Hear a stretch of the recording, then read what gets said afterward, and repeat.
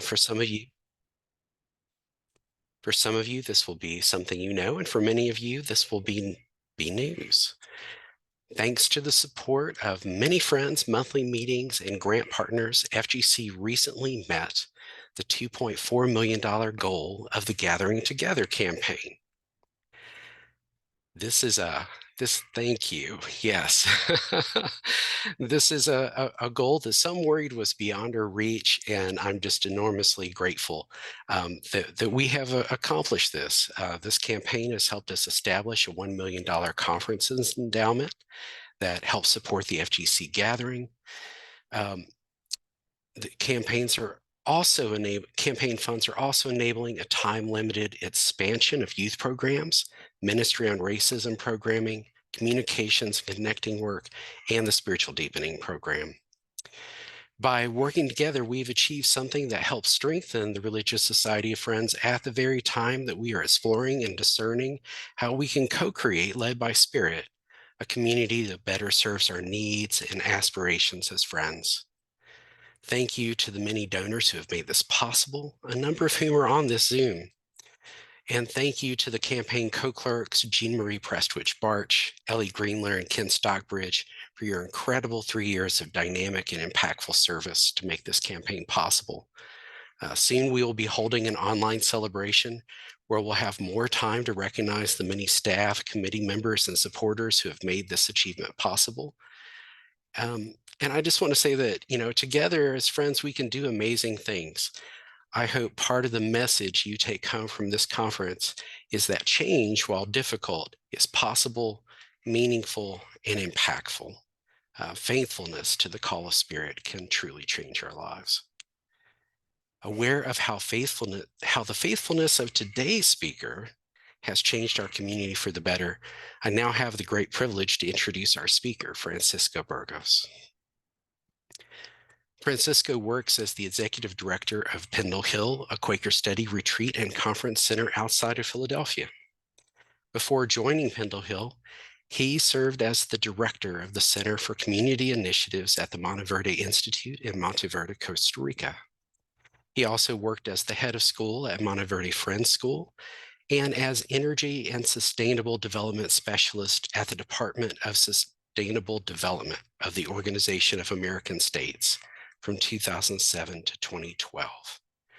During this period, Francisco worked on issues related to energy and climate change, public participation, social and environmental impact assessments, and financial opportunities for the deployment of renewable energy. Francisco also worked as acting program director for the American Friends Service Committee in Baltimore and as program officer for Plan International in the Dominican Republic. In addition, he has worked as a teacher and trainer in Costa Rica, Dominican Republic, El Salvador, and Guatemala. He was also a key player in the development of the National Mobile Library System of the Dominican Republic. Francisco holds a degree in clinical psychology from the National University Pedro Enriquez Urena, a postgraduate diploma in social pedagogy from Sevilla University, and the Santo Domingo Institute Technological, and an MA in Sustainable Development at the SIT Graduate Institute. Further, Francisco holds a doctorate in education from Universidad de La Salle in Costa Rica. A Quaker, he attends Providence Monthly Meeting in Media, Pennsylvania. In addition to his formal qualifications and experience, Francisco is a tremendous collaborator and relationship builder. He understands our shared need for spiritual community and how facilitating change can be a deeply spiritual calling in a world that is called to change. As we open ourselves to transformation, I am grateful to call Francisco a friend in both senses of that word, and I am grateful that he has chosen to share his insights with us today. Francisco will speak out of the silence. At the end of his remarks, there will be a time for questions. If there is time remaining after that, we will then close this session with worship. Let us now settle into worship, and Francisco will speak with us as he is led. Let us worship.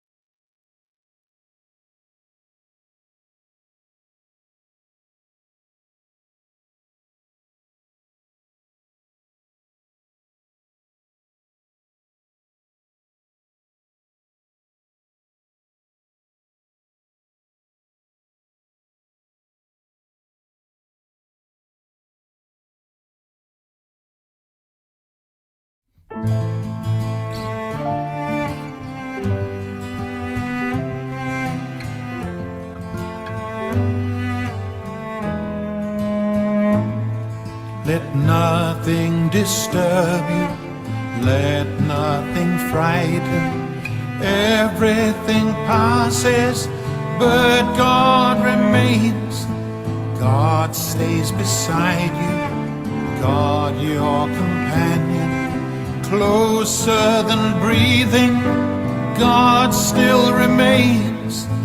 God remains, God still remains. Light in the darkness, voice of the voiceless, God still remains. God remains, God still remains. Bringer of justice, friend to the outcast, God still remains. God remains.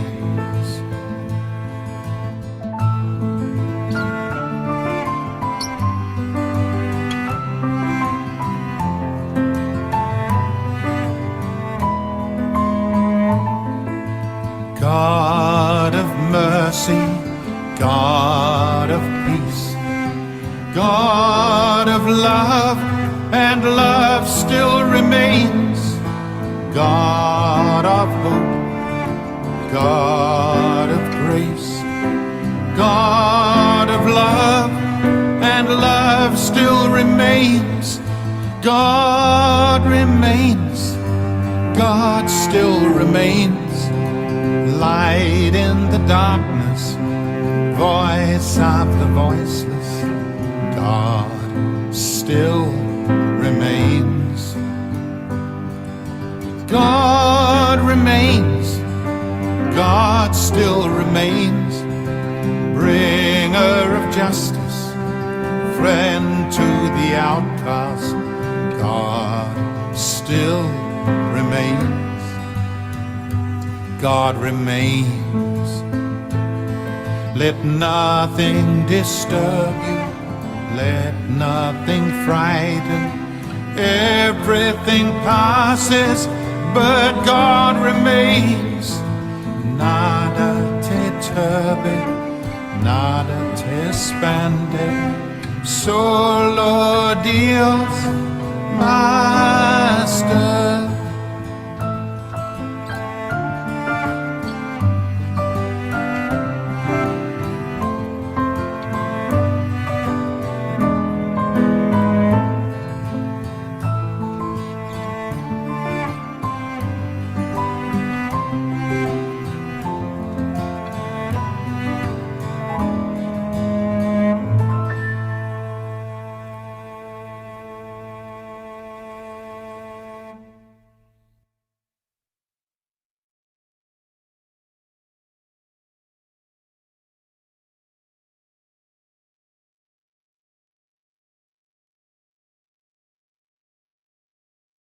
Friends, thank you for the invitation, for the opportunity to be with you today in this snowing day here at Pendle Hill, where I am joining us from.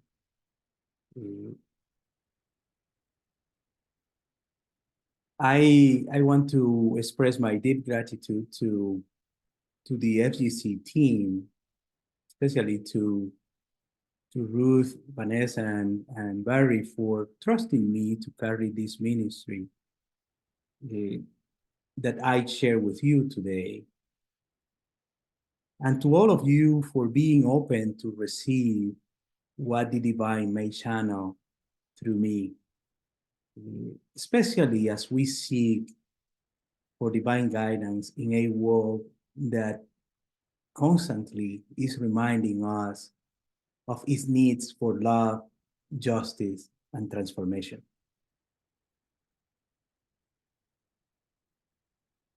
Today, for you to have an idea of how I want this plenary session to be, it's not that I will be speaking the whole entire time. I think that the wisdom is within the community, and And I want to share with you some remarks, invite you to be later in a intimate small group, dancing with a few queries that we can later come back as a plenary and harvest some of those seed of wisdom that we have for us today. And at the end also I have some special of closure to offer as we continue moving forward in this conference. I have to say that it has been very powerful for me to be worshiping with you last night and this morning as I can witness the Spirit moving within us.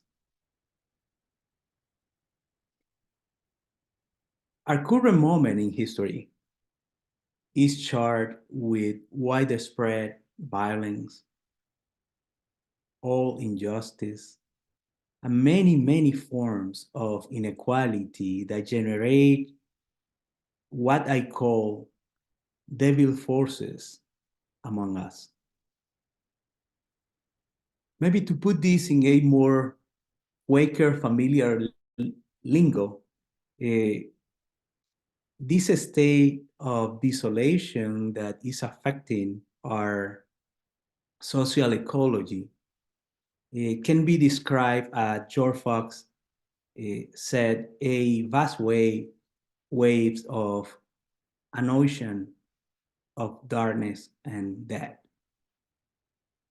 The famous quote, yeah, of George Fox. But we encounter this reality in our daily life in many forms, with different degrees of harm and separations, but without escaping the fact that all of us are affected by them in one way or another. So let me pause here and name a few of these pressing and painful realities that we are facing today. We live in a society in which we breathe the perpetuation of structural racism that is manifested in our politics, in our economic choices,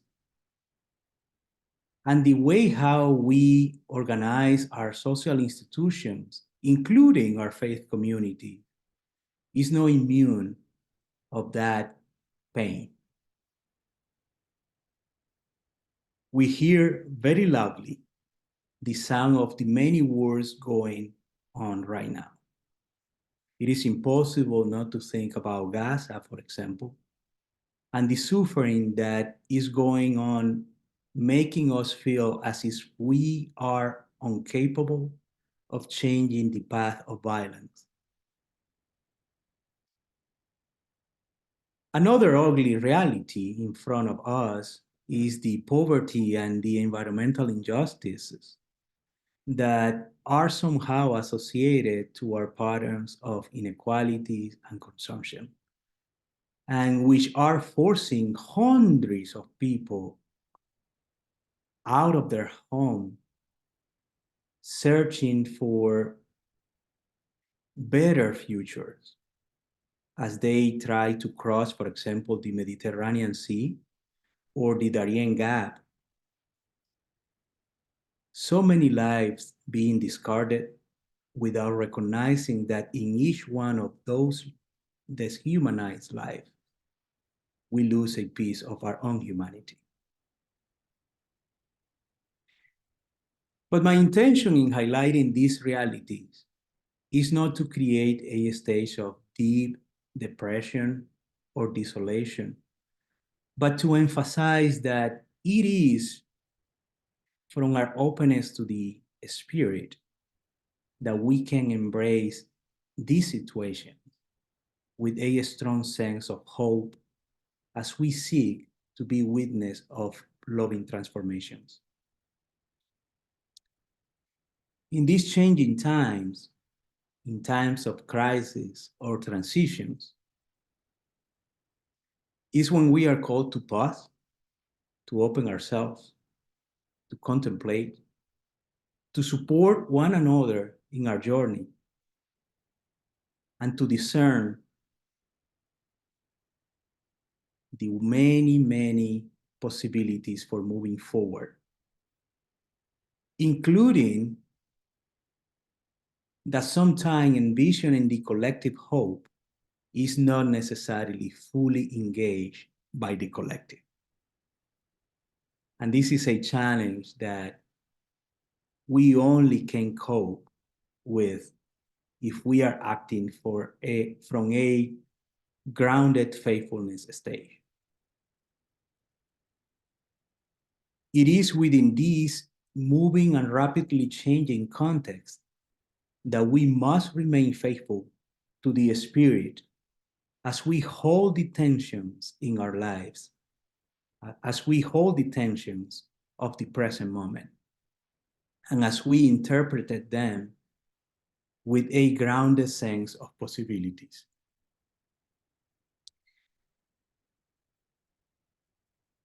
One of the best descriptions that I have found of this grounded sense of possibilities, it was beautiful displayed in Anthony Doerr's fictional novel, All the Light That We Cannot See. In that novel, the main characters are invested with full integrity in the connections that make possible the creation of a better reality. The radio became a tool for expanding the human curiosity, connecting with others, and expressing hope amid vast devastation.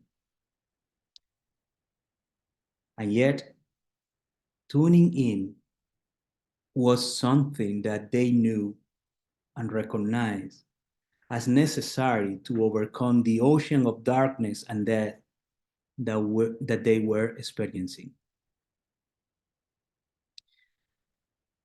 But what does tune in mean for us today?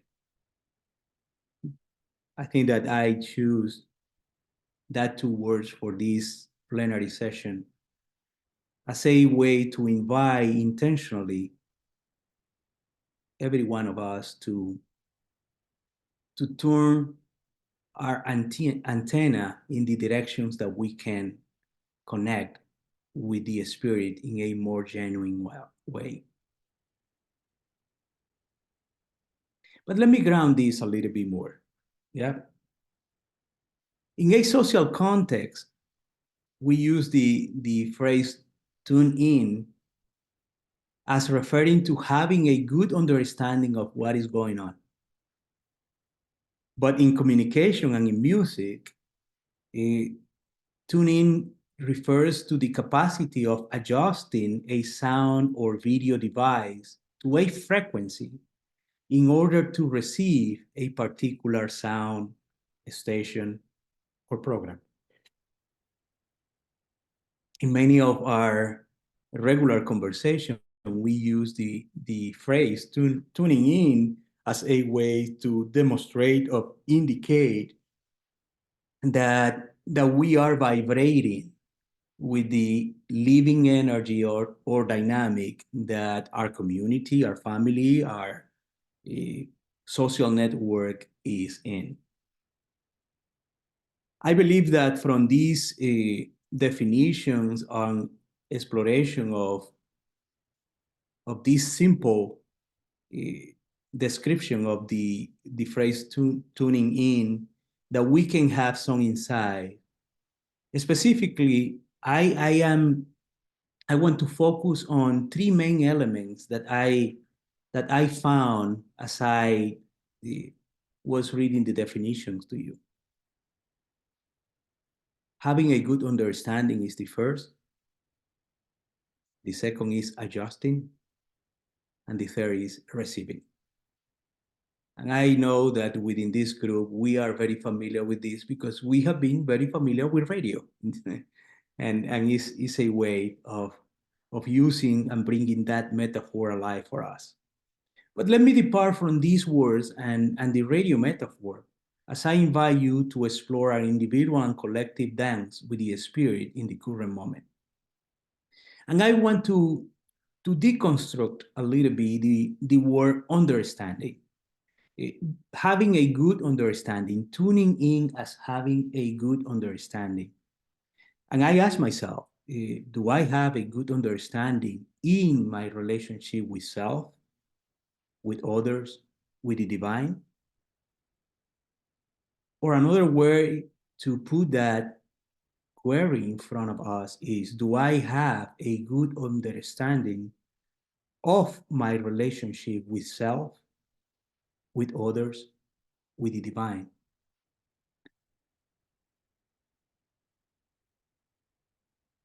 Let's play with this word to have a better sense of it. If we pay attention to the word understanding, it is a complex word that is composed by two other words, under and standing.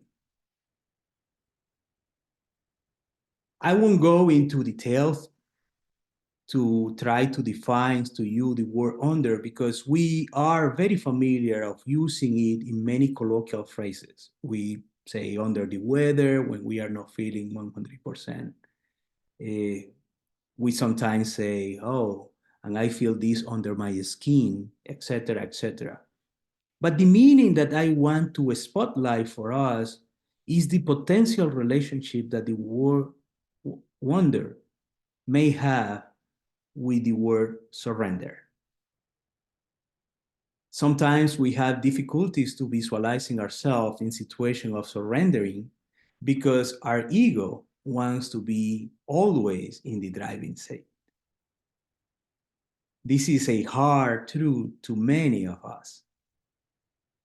But in our dance with the divine, as we are fully accepted as we are, we need to surrender and put aside those things that block us from being fully present to the light within us.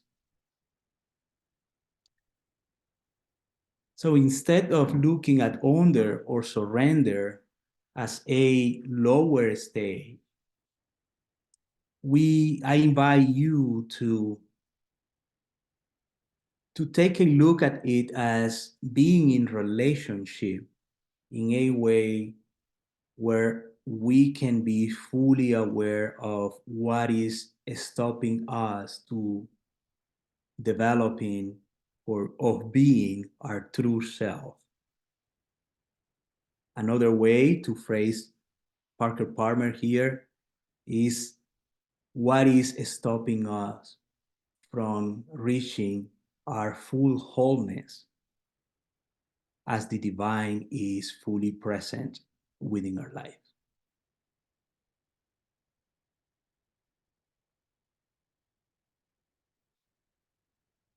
Next to the having a good understanding, and by the way, standing, accepting standing as bearing witness, being firm, making sure that we are remaining committed to our dance with the divine is what will make a good understanding a possibility in the directions that I want to invite you to look at this today, into tuning in. That brings me to the dynamic, the living dynamic that we have with the Spirit. The word pneuma, that is the word for spirit in Greek, refers to it as a dynamic living force that is within us, that is present in everything that exists. And if we are in this living dynamic, fully present, we are constantly called to be in good relationship with a divine force that is always expecting, waiting for us.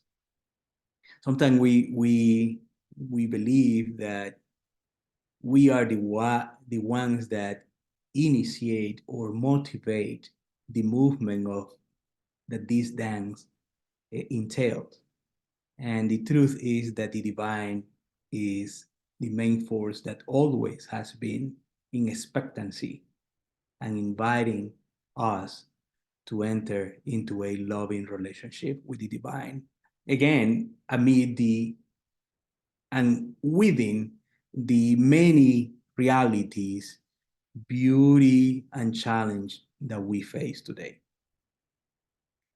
So that brings me to the second word that I want to highlight for us today, the word adjusting. And I want to divide this word into three different elements. The first element is the Latin piece within the word that is ad, ad.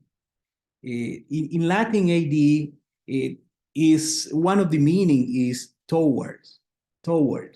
So what are the things that I am moving myself towards? What are the dispositions that I am creating within my life to enter into this dance with the Spirit, recognizing that I am always called and invited to this dance? What is the movement that I am willing to embrace in order to make this dance a reality in my life and in the life of my community? But that ad right there is followed by the word just. It is no secret that if you take the Old Testament or the Hebrew Testament, as some people call it, or the New Testament, you will find the word justice over and over and over as a maybe what I will call the most honest description of God reality. So moving toward justice in these first two elements of the word adjusting is something that is fully present for us, fully present in the way how we create a space for searching the divine in our lives and for allowing the divine to search us. As Margaret Fell used to say, let the divine search us. Let the Spirit search us and break us apart in a way that we can be fully renew ourselves in the best way how we have been envisioned by the Spirit. So bringing justice, moving ourselves toward justice is one of the essential calls that we have as we confront the many realities of a changing time. And maybe we can perceive this as one of the essential way of remaining faithful to the Spirit that is moving among us. There is no a single recipe for this. And I'm sure that many of you, both personally and collectively, experience how this call of moving toward justice is one of the best prayer that we can become as we dance with the divine. But the in the adjusting word, in the adjusting, that verb right there, it is a constant reminder for us to being a testimony of the movement of the Spirit within us. As we make justice a tangible thing within us, in our community, in our life. Using the metaphor of the radio, as we dance with the Spirit, the query that came to mind is, what is the frequency that I am tuning in for me to being able to really receive what the Spirit is generating within me? And that brings me to the third word that I want to highlight for us today from that two definition of tuning in, and is the word receive. The word receive is composed of two other tiny words. The re at the beginning of that word is referred in Latin to the going back, and the word capere, that is taking, to take. So when I say that I am receiving, what I am really saying is that I am taking back, yeah, taking back.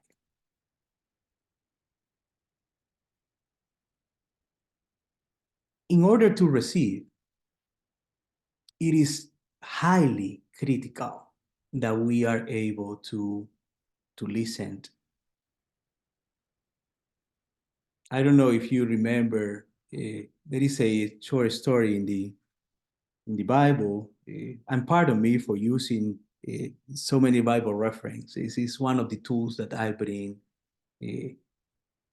over and over, and I know that sometimes this can be challenging for some people as they have their own relationship with the Bible.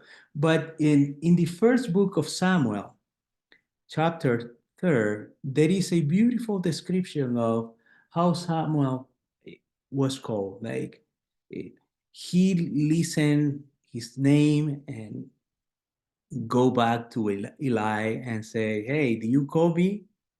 And he said, no, I haven't called you. Go back to bed. And that happened 3 times. And at the third time, Eli said to Samuel, if you hear that voice again, just say, speak, my Lord, that your servant is listening. Yeah. And I bring that to you because as we are noticing the word receiving, sometimes I think that we are living with the same predicament that Samuel was. We listened and we go to the wrong source as we try to respond to it. In order to tune in order to really embrace the movement of the Spirit within us, it is essential that we try to create the best scenario as possible for really listening to the right source. I used to listen to a teacher of mine that used to say, the best prayer that I have found to enter in a state of prayer every day as a daily practice is to start my day by reading the newspaper and by reading the gospel. And I said, tell me more about this. And he said, yeah, reading the gospel will illuminate for me and make clear what are the things that I need to be searching as I am reading our current news. And that will help me to discern in a better way the way how I call to respond to it. And I found that short definition or short experience as a very powerful one. The newspaper,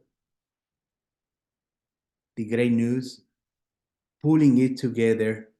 We can say the newspaper and the collective discernments that we exercise as we are in worship together, as we are in expectant silence sometime, listening to the guidance of the divine moving among us.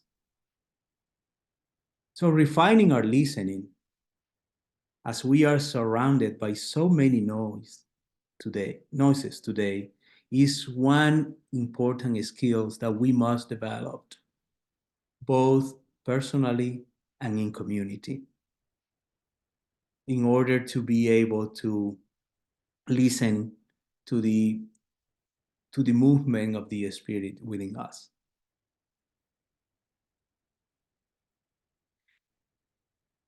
All of these may take us to a liminal moment in which the divine is waiting for us as we embrace the world with passion and courage, in a movement to restore, make possible, and perpetuate the action of love in the most genuine ways as possible. To go back to the reference of George Fox's famous phrase, this is when we are called and invited to exercise and encounter the vast ocean of light and love that remain within us. The challenge that we have, one of them today, is that we know that faithfulness is a hard movement. We know that faithfulness requires to surrender. We know that faithfulness requires to adjust in the way how I was inviting you to explore these words. And at the same time, we know that faithfulness requires of us being open to receiving. The four P's that I think that come after these three big movements in our spiritual journey is that the challenge that faithfulness present to us is that we also have to be open to offer and give back. The action of love won't take place if we are not necessarily fully invested into manifesting it in the simple and best ways that we can do it. So I invite you to dance with these concepts, to dance with these words, and to think how this can be supporting your own spiritual journey as we also collectively seek for divine guidance in the way how we look for transformation in this world, in the way how we look for transformation within our own community, and in the way how we want to remain faithful to the movement of the Spirit. So tuning in as an active call of radical listening and radical love.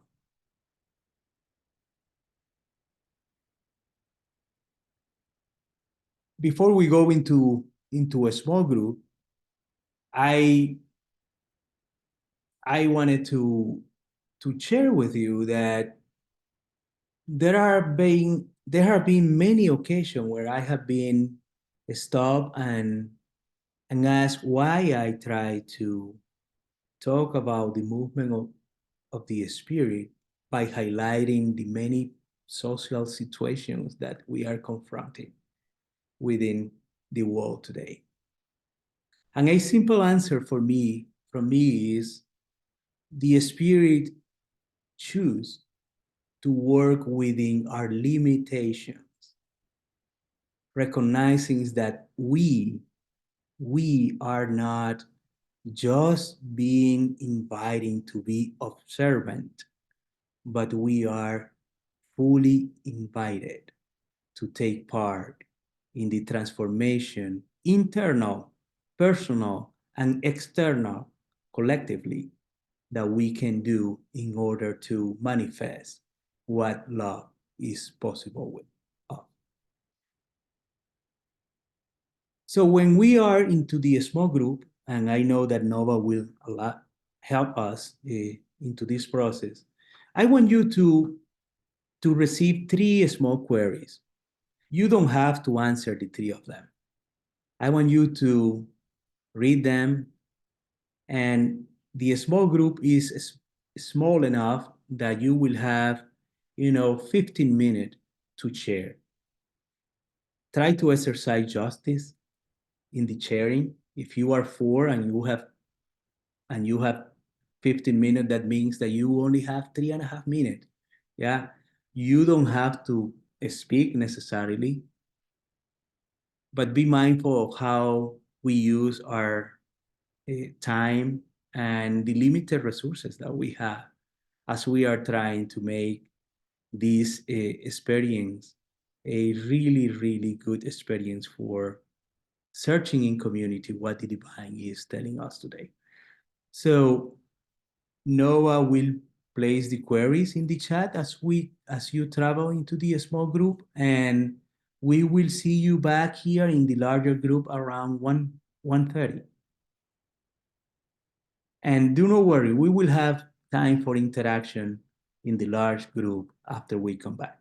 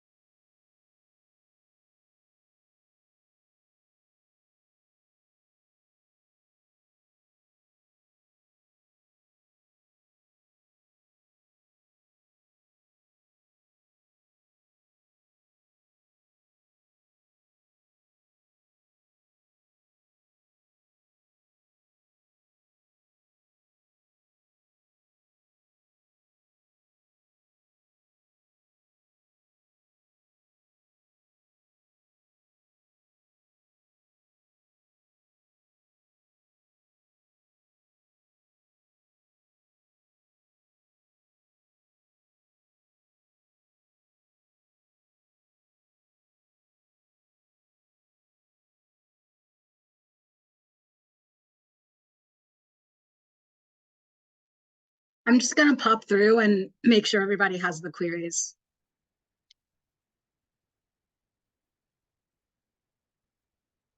Oh, you're muted. Thank you. Oh, sure. There is a you can send a The broadcast. yeah. It's it's Oh, short. too big. Yeah. It's too big. So I'll just I think it went over in the chat. And so I'm just going to pop into a few and see if that was consistent or if someone else put it. Perfect. Thank you so much. Of course. I'll see you.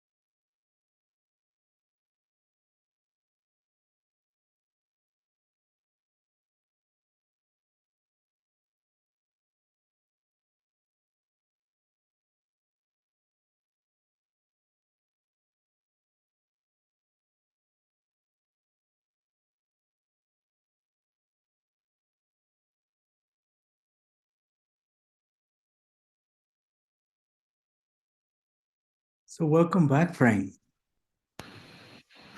At this moment, as we are in large group, I I would like to create some space for us to share collectively it- what is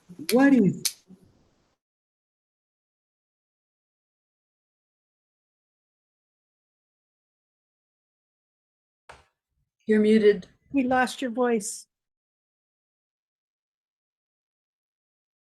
I am getting my voice back. Thank you. I was saying that at this moment we have some time to explore in the larger group what is bubbling within your heart as we explore this query and as you listen, to the message that I was sharing to you with you at the beginning, as we try to keep collectively seeking for divine guidance in our world today. And I know that there is a great number of us this afternoon, today. So I invite that if you are moved to share, that you also contemplate exercising being brief.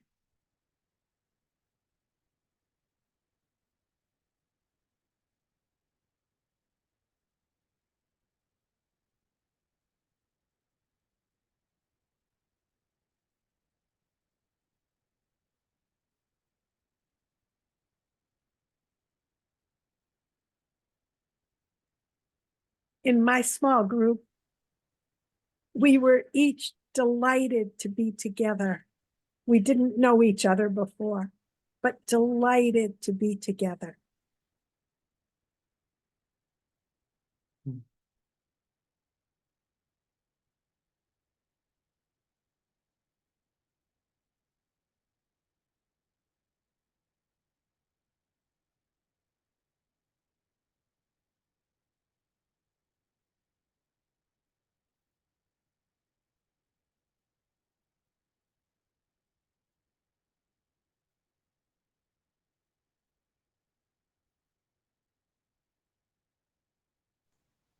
I had two thoughts today. One is the need for more time spent on deep listening, and the other is that if we want to be welcoming, we have to be to a group of people. We have to be doing what we can for justice for them. Otherwise, how would they feel welcome? And I don't just mean within the meeting, but justice outside the meeting too.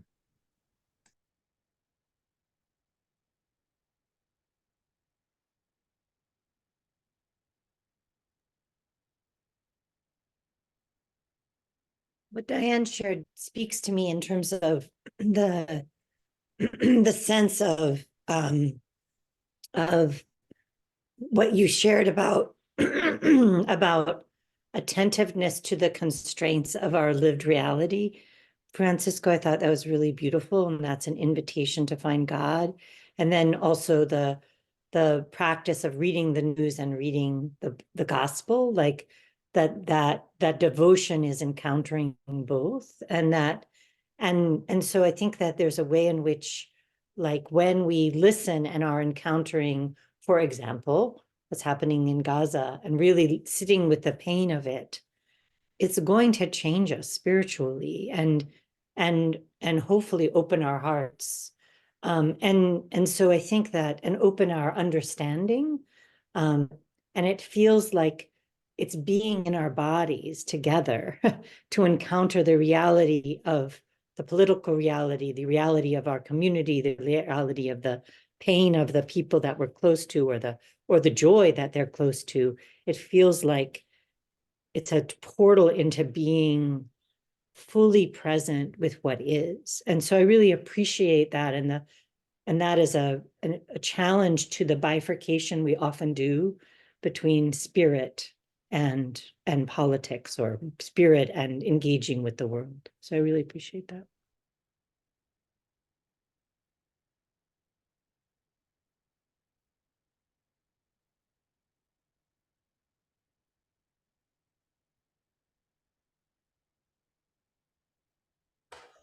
friends, what came to me really strongly after Francisco's analogy of the radio was to tune into different frequencies, particularly with those that are different than us demographically. What really came through strong to me was younger friends, young adult friends, and all of the really powerful work that's being done, and how hard it is for them to do it in a world that wants to keep doing things the same way. And called to something I noticed in a couple different places this year, and that is, if we don't have mentors that are in their 20s or 30s, there are major changes going on in the world that we're missing out on.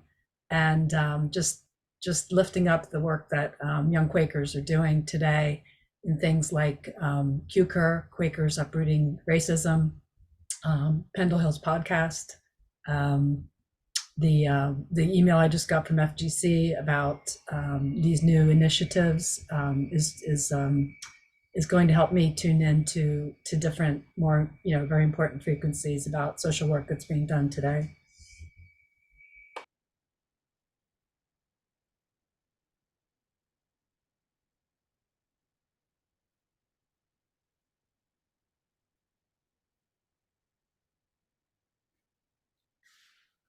To me, it seems really important simultaneously to take in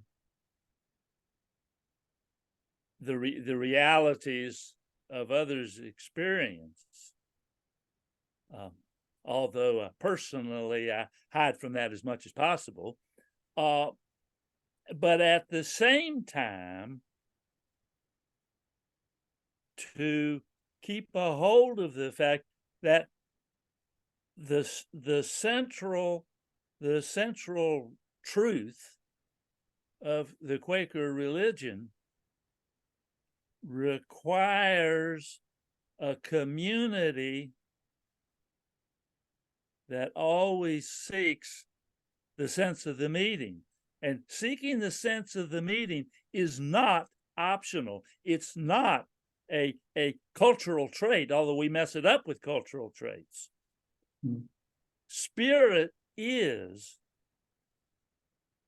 the thing that's moving the whole, and each of us is a piece of it. And the closest you can get to a we is a group that's finding spirit together. And that's, particularly now, that's really hard, but working in the meeting that way is the only way to, Quakerly way to get training for doing it in the world.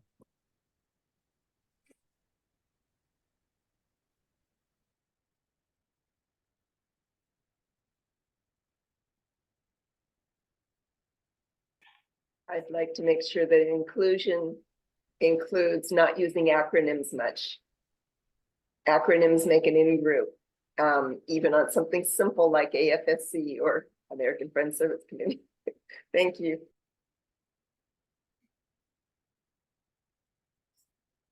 I'd like to share that kind of in with what the man was just saying. I think being able to discern as a meeting is very important. In our meeting, for example, I mean, I had a strong leading about wanting to do some kind of witness because of my response to what's happening in Gaza and in Israel. And so we are actually, as a meeting, discerning how to do that. We're doing a peace vigil that we've been really are focusing on peace and not having political signage, because it is so divisive. Even that, I mean, we all know how that is. Even though many of us feel like, yes, we want a ceasefire, we want certain actions, probably everyone in the meeting may feel that way, but it's divisive in the world. And if what we really want is the deeper spirit-led movement toward peace and toward love, then we need to keep that clear in our messages and in how we do this. So it's been it's been very good for me because I want to go somewhat toward my desired political solution or whatever, to go beyond that and go to the deeper witness that Spirit is calling us to have for all people.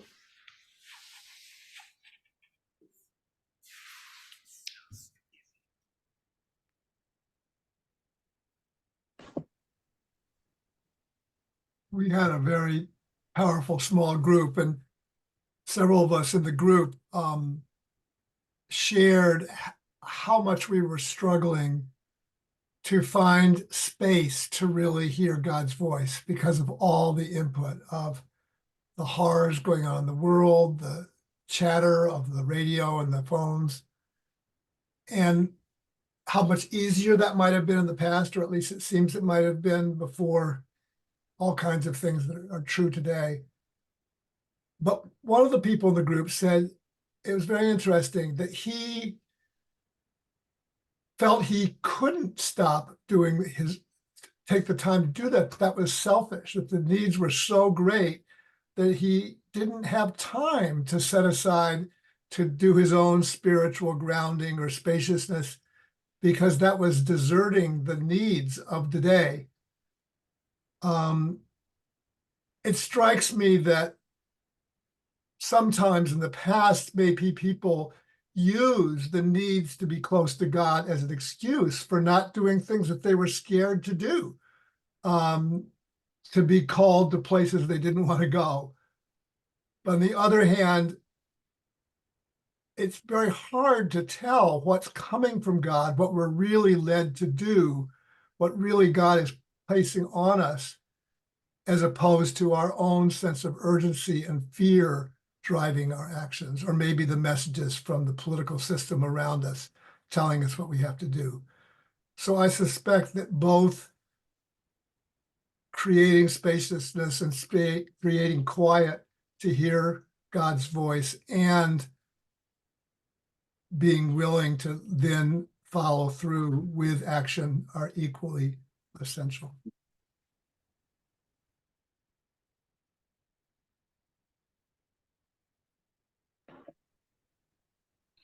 Francisco,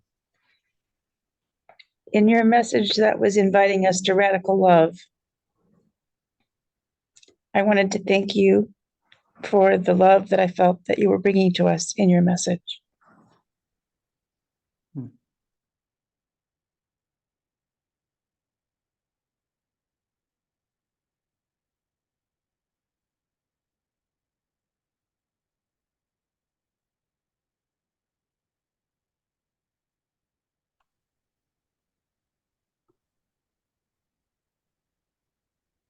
I've also joined the listening to the light reading group. So some of that like is the words about tuning in, because over the past few years, I've learned to tune in.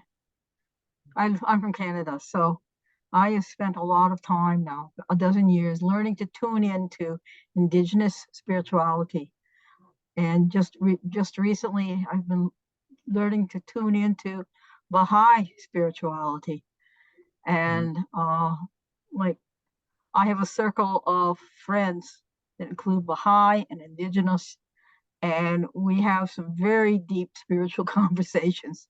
It's just marvelous, and we're all agreed that this is like Spirit is grounding our work, because we do share some work that we're doing in the area around the sacredness of water, sacredness of the environment, sacredness of lands that people want to develop, and that they should not be developed for many reasons, but that's a lot of the work that we're doing. When we're trying to also, we're working towards getting people to understand that Spirit is not just in your head, Spirit is not just in a book, Spirit is in the world, Spirit is in nature, and we need to be respectful of it wherever we are, wherever it is.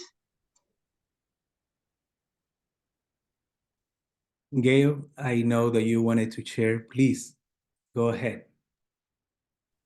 Thank you. Okay, I just had the first session of the reading group listening to the light. And so that's also informing my message, and thinking back to a comment that was made about finding the sense of the meeting. If all places are holy and all people are holy and all times are holy, then perhaps there is not much difference between a gathering of Quakers and a meeting for business, and a gathering of a Quaker and somebody who's not a Quaker, that may be very different from us to listen to. Maybe that also is a meeting for business and a place to look for the sense of that meeting. Thank you. Thank you, friends, for sharing this. Let me just as we are approaching the time that we have for this being together before the break this afternoon, I wanted to highlight a couple of things. Yeah, it is true that we have been very well trained in seeing the work of the Spirit as separate from what we say sometimes, the mundane. And I am convinced that God, the Spirit, the light, only knows to love by incarnating themselves into the most basic realities of what we are and that what we face. And that sometimes is, it takes a while for us to comprehend that it is in our daily routine where we are called to be witness of the Spirit that we are eager to listen to. Yeah. A very good example of these are over the places. Yeah. It is also true that when we enter into this dance with the Spirit, and again, I want to say something here that I don't want you to think that I am calling for departing from community, because I do believe that is within community that the force of love get flourish. Yeah. But sometimes we are called to be witness, including to our own community. And within the Religious Society of Friends, we have been moved many, many, many times by the witness of one single friend that is bearing witness to the call of what the Spirit is asking of them. John Woolman, Margaret Fell, many, many in our past history, and many, many, many in our current history. Yeah. So when you feel the nudge of the Spirit touching you and inviting you to move in a certain way, yes, invite your community to discern with you, to support you, to walk the extra mile of the extra step with you, but try to be faithful to what the Spirit is calling within you. And the wisdom is within the community. Yeah. So Quaker process is highly important, but the essential element of the most faithful and pure element of Quaker process is our ability to remain open to the movement of the Spirit. It's not necessarily the final outcome. Yeah, sometimes we have a lot of difficulties in moving away from expecting specific outcomes. Yeah, the Spirit not necessarily work that way. Yeah, in my humble experience. Yeah, my humble experience. you notice that I open after Barry invite us to be into silence. I open this plenary with a song that you may be familiar with. Is Saint Teresa of Avila prayer. Let nothing disturb you. And a companionship to that prayer is another poem of Teresa of Avila, where she used to say, you know, God doesn't have hands. He only have our hands. God doesn't have feet. He doesn't have our feet. And he go on and on and on. By trying to walk away from that dichotomy that we sometimes play with, by putting the spirit in one corner and by putting ourselves in the others.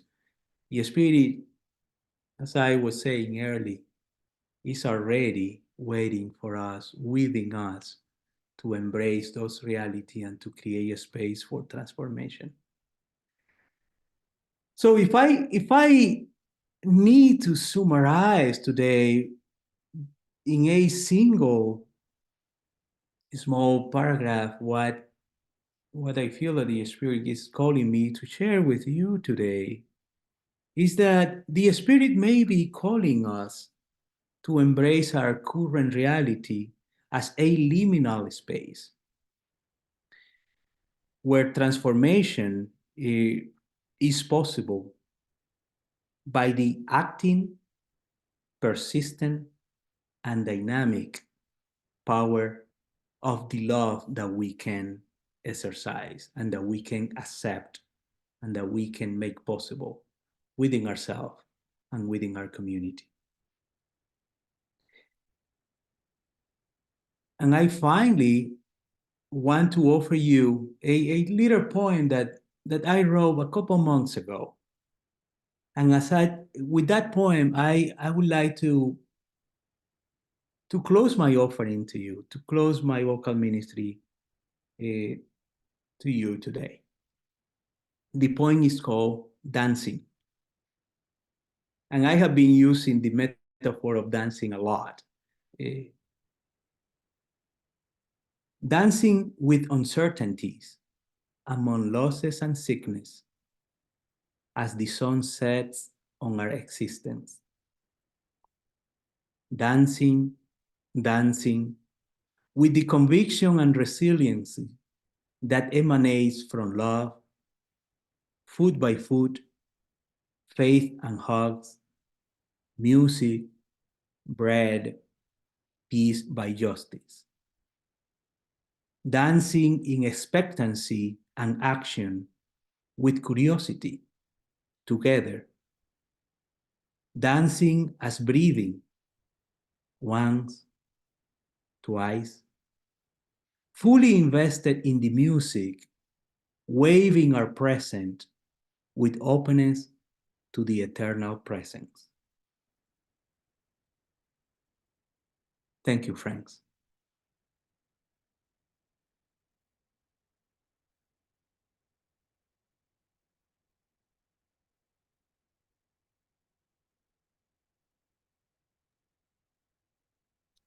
Thank you so much, Francisco. We are deeply grateful. Friends, we will now be taking an hour break, and workshops will be next.